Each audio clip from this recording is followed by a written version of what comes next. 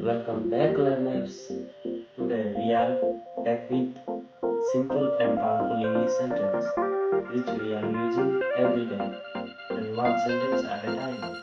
We practice six sentences which you are using them lightly and speak fluently. Already we will learn. Let's get